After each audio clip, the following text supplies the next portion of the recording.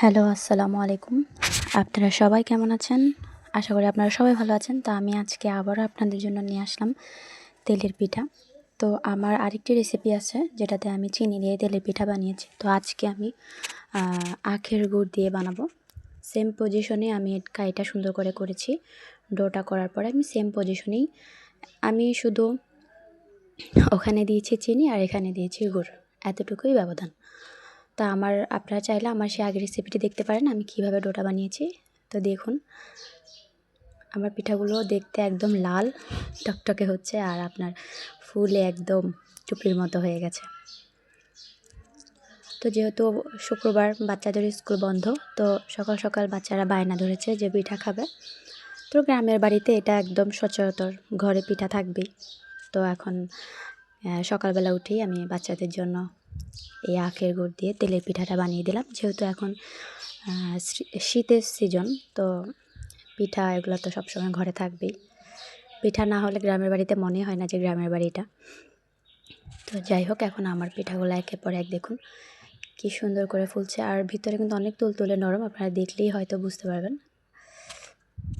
তো এভাবে করে আমি প্রতিটি পিঠা ভেজে নিয়েছি। তো আপনারা সবাই কমেন্টে জানিয়ে যাবেন আমার পিঠাগুলো কি ঠিকঠাক পারফেক্ট হয়েছে কিনা। তো সকাল সকাল আপনারা কে কী দিয়ে নাস্তা করলেন? আমি তো সকালবেলা তেলের পিঠা আর চা, এটাই হলো আমার সকালের নাস্তা আজকে। তো আজকে যেহেতু শুক্রবার, সব কিছুই তাড়াতাড়ি রান্নাবান্না করে ফেলবো। তো দেখুন আমি এক একে করে আমার পিঠাগুলো দিচ্ছি। আমার থেকে এত ভালো লাগতেছে, কারণ আপনি কোনো একটা কাজ করলে ওটা যদি পারফেক্ট হয়, বিশেষ করে পিঠার বিষয়গুলো, তাহলে আপনার থেকে অনেক ভালো লাগবে।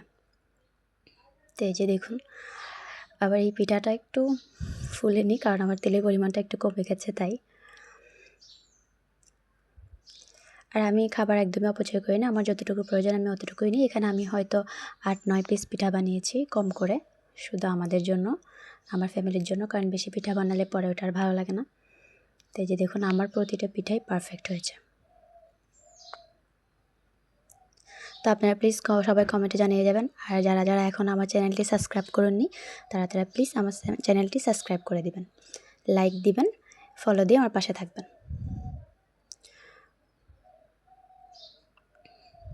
এখন আমার পিঠাগুলো, প্রত্যেকটা পিঠা আমার ভাজা শেষ। আমার আরেকটা পিঠাই আছে। তো এই যে আমার এটা দেওয়া শেষ। এখন আমি আপনাদেরকে পিঠাগুলো দেখাবো। এই যে দেখুন আমার পিঠাগুলো কি দেখতে কি নাইস হয়েছে, কালারগুলোও জোশ হয়েছে। তো এখন খাওয়ার পালা। তো ওকে, সবাই ভালো থাকবেন, দোয়া করবেন। ওকে, আল্লাহ হাফেজ।